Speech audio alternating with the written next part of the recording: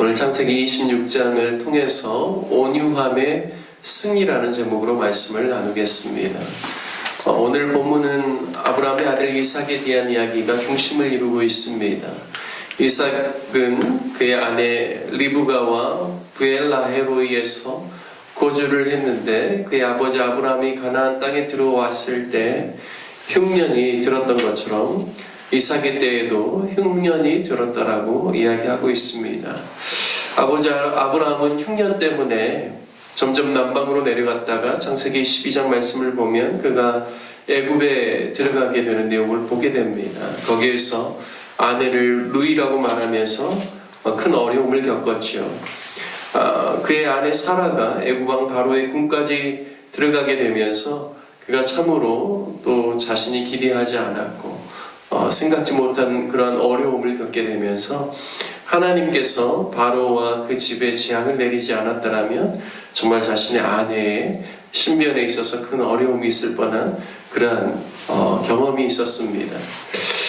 물론 아브라함은 그 후에도요, 또 오늘 본문에 등장하고 있는 그랄 왕 아비멜렉, 그러니까 마치 이삭이 오늘 갔던 것처럼 아브라함이 두 번째 그것을 방문했을 때도 자신의 아내를 루이라고 속여서 또 그때도 하나님께서 개입하셨던 그러한 그 역사가 있습니다. 그런데 그의 아들이 오늘 보니까 똑같이 이 그랄로 들어가서 거기서 자신의 아내 리브가를 자기 누이라고 이야기하면서 그 땅에 들어갔다라는 것을 이야기하고 있습니다.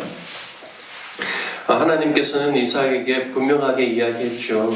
흉년이지만 2절 말씀에 보면 애굽에 내려가지 말고 내가 네게 지시하는 땅에 거주하라 말씀합니다. 그래서 이삭은 다행히도 그의 아버지처럼 애굽에 가지 않고 그는 그냥 그랄 땅에 머물게 되는 것이죠. 그런데 3절과 4절에 보면 가나안에 그가 거류하게 될 때 그의 손주 아브라함에게 약속하였던 것처럼 하나님께서 이삭에게도 내 자손이 하늘의 별과 같이 번성하게 하고 내 자손으로 말미암아 천하 만민이 복을 받을 것이라고 약속해 주십니다. 그래서 이러한 약속에 따라서 이삭이 그랄 땅에 거주하죠. 그런데 참 이삭도 연약했던 것 같습니다. 자기의 신변의 안전 때문에 아무래도 이제 제가 이렇게 묵상을 해보면 자신의 아내라고 생각하면 이야기를 하면 낯선 사람들이 뭔가 자신에게 위협을 당해서 자신의 아내와 또 자신이 가지고 있는 것들을 빼앗을 것 같은 두려움이 있었던 것 같습니다. 하지만 자신의 누이라고 하면 사람들이 그 누이에 대한 어떤 호감을 가지고 자신에게 있어서도 호의를 베풀어 줄 것에 대한 그러한 기대 때문에 그의 아브라함도 그랬지만 아들 이삭도 동일하게 자신의 아내를 누이라고 이렇게 이야기했던 것 같습니다. 우연하게도 아비멜렉이 창을 통해서 이렇게 내다보니까 이삭이 리브가 아내를 안고 있는 것이죠. 저것은 누이, 그러니까 뭐죠? 이렇게 오라버니와 동생의 관계에서 일어날 수 없는 일인데 라고 생각을 하고 그를 불러다가 이제 왜 이와 같이 거짓말을 했는지, 그래서 당신이 그렇게 이야기한 것 때문에 우리 백성 중에 어느 하나가 내 아내를 취할 뻔했다, 내 아내와 동침할 뻔했다라고 이제 꾸짖는 것이죠. 그리고 이제 너의 아내를 취하는 자에 있어서는 그가 누구든지 간에 내 백성 중에서 죽임을 당하리라, 이제 이렇게 하면서 그의 안전을, 신변을 보호해주는 그런 이야기가 오늘 나옵니다. 이삭이 얼마나 겁이 많고 두려움이 많은 사람인지를 알 수 있는 대목이죠. 천성적으로 용기가 부족하고 겁이 많은 사람도 있습니다. 하지만 하나님의 사람으로 그가 비록 이방 땅에 들어와서 외국인처럼 나그네처럼 살고 있지만 하나님께서 자신의 안위를 살펴주시고 자신의 신변을 보호해 줄 것이라는 분명한 믿음이 있었다라면 그가 이럴 수 있었을까라는 생각들을 해보게 됩니다. 하지만 낯선 땅 안에서 살아가는 이삭에게 있어서는 늘 자신은 외지에서 온 사람이라는 그런 마음 때문이었는지 그랄 땅에 들어가서도 그가 온전한 하나님에 대한 신뢰보다는 인간적인 방법을 통하여서 자신의 안전을 보장받고자 하는 그런 모습을 오늘 말씀을 통하여서 우리가 볼 수가 있습니다. 저는 이삭 생각하면요, 정말 온유한 사람이더라고 그렇게 늘 생각을 하는데요.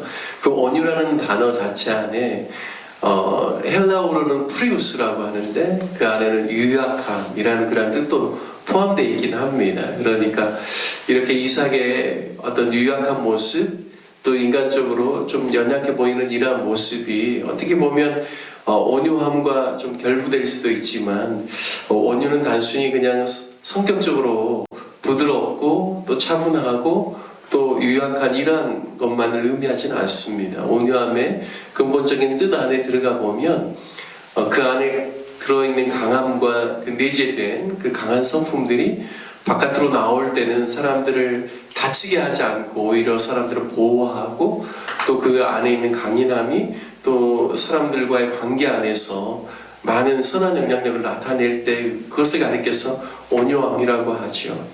오늘 그 본문의 말씀을 통하여서 특별히 이삭의 온유함을 보고 싶은 것은 그가 그랄 땅에 있으면서 그 안에 펼쳐진 여러 가지 사건들 안에서의 그의 그 이삭의 반응들입니다. 오늘 이렇게 본문에 보면 그랄 왕의 그 이제 아비멜렉의 블레셋 왕의 호의를 얻게 되면서 그랄 지역에 거하게 되는데요. 하나님께서 굉장한 축복을 그에게 부어주셨다는 것을 우리가 알 수가 있습니다. 12절 말씀에 보면 이삭이 그 땅에서 농사하여 그 해 100배나 얻었고 여호와께서 복을 주심으로 13절에 그 사람이 창대하고 왕성하여 마침내 거부가 되어 14절 양과 소가 떼를 이루고 종이 힘이 많으므로 블레셋 사람이 그를 시게 하였다 말합니다. 그러니까 하나님께서 그 본토인의 입장에서 보면 이삭이 외지인인데 외지 사람이 들어와서 하나님께 복을 받음으로 농사하는 것마다 100배나 여기 보니까 결실을 얻게 되었고, 창대하고 왕성하여 거부가 되고, 그리고 또 그가 거느리는 그 목축하는 그 가축들이 떼를 이루고 종이 심이 많아서 블레셋 사람들이 보기에도 시기가 날 정도로 하나님께 복을 받았다는 것을 이야기를 하고 있습니다. 저는 충분히 블레셋 사람들의 입장에서의 그게 좀 이해가 되는 것 같아요. 생각해 보십시오. 대한민국에 우리가 살고 있는 이 땅에 외국인이 들어와가지고 무슨 일을 하는데 하는 일마다 너무 잘 되는 거예요. 너무 번성하는 거예요. 그리고 그가 와가지고 보니까 엄청난 가축대를 이루어서 목축을 하는 거예요. 그러면 그 현지 사람들의 입장에서 어떤 생각이 들까요?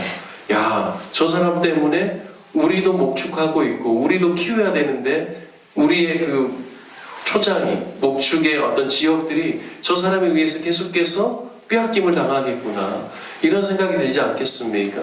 그래서 시기 나는 게 어떤 측면에 있어서는 충분히 이해가 됩니다.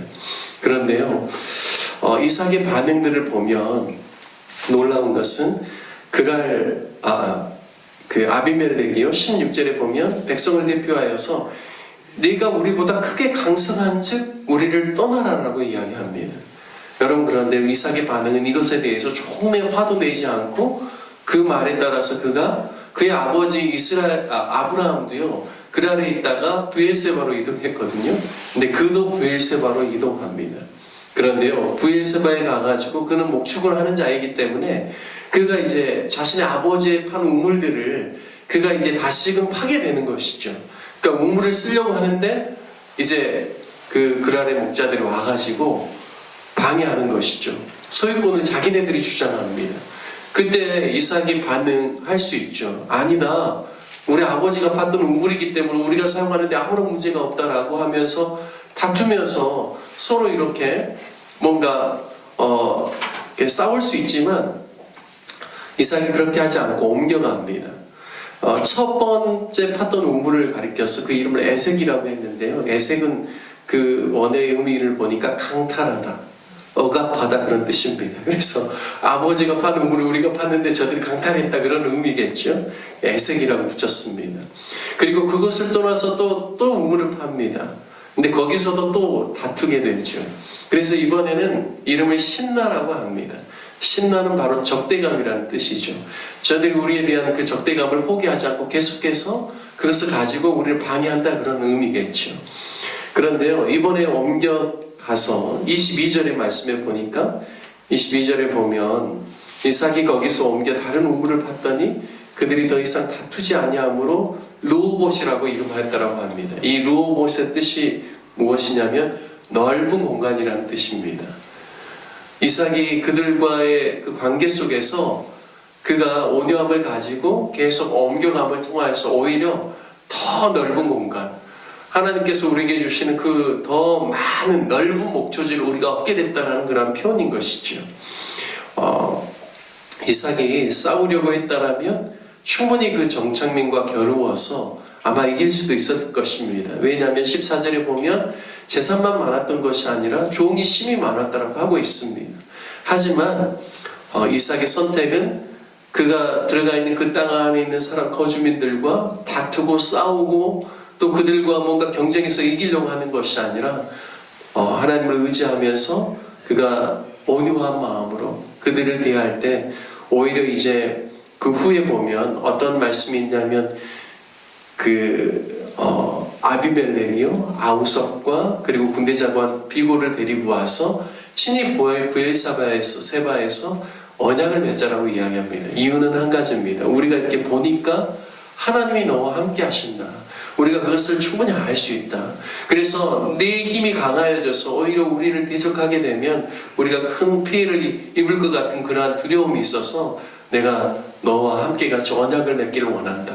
정식으로 언약을 맺을 그러한 내용들이 오늘 본문에 나와 있습니다. 시편 37편 11절에 보면 오직 온유한 자는 땅을 차지하며 풍부한 화평을 즐기리로다 말씀합니다. 온유한 자에게 하나님께서 땅을 차지하게 하고 그리고 사람들과의 모든 관계 안에서 참된 화평을 누릴 수 있도록 하나님께서 역사하시겠다라는 말씀이시죠. 저는 이삭이 이와 같은 그러한 온유의 사람으로 풍부한 화평을 누리고 또 땅을 차지하는 하나님의 말씀의 복을 누리고 있다고 믿습니다. 저와 여러분들도 올 한 해를 살아가면서 또 오늘을 살아가면서 이런 이삭의 온유함을 갖게 되기를 주님의 이름으로 축복합니다. 그래서 많은 사람들과의 관계 속에서 또 하나님 주시는 화평을 누리고 또 하나님께서 주신 영적인 영향력들을 사람들에게 나타내고 그리고 우리 주변에 있는 사람들이 우리를 보면서 하나님의 함께 하심으로 말미암아 저가 복을 받고 저가 하는 모든 일마다 정말 우리와 다른 그런 아름다운 결과들을 내고 있구나라는 것이 우리 주변에 있는 사람들에게 눈에도 보여져서 또 우리로 말미암아 그들에게도 하나님의 선한 영향력을 또 경험하게 되는 그러한 귀한 역사가 있기를 주님의 이름으로 축복합니다. 함께 같이 기도하기를 원합니다. 오늘 말씀 적용하며 기도할 때 우리에게도 이와 같은 온유함이 있고 하나님의 역사하심 우리의 삶 가운데도 충만하게 넘칠 수 있도록 하나님께서 우리의 삶을 이끌어 주시고 또 역사하여 주시도록 기도하기를 원합니다. 또한 우리 교회를 위해서 기도할 때 우리 다음 세대들을 위해서 기도해 주십시오. 주일학교에 있는 8명의 학생들이 주의 말씀 가운데서 온전하게 잘 세워질 수 있도록 4명의 중고등학교 학생들이 또 하나님의 말씀 가운데 세워질 수 있도록 우리 청년들이 계속해서 모이기를 힘쓸 수 있기를 위하여서 다음 세대들을 위해서 기도해 주시고 또 이제 방학 이후에 3월부터 다시 붕어빵 전도를 할 텐데요. 정말 이번 올해 봄에는 많은 아이들이 우리 교회에 연결될 수 있도록 하나님께서 은혜를 주시라고 함께 같이 기도하고 오늘 예배를 마치도록 하겠습니다. 하나님 아버지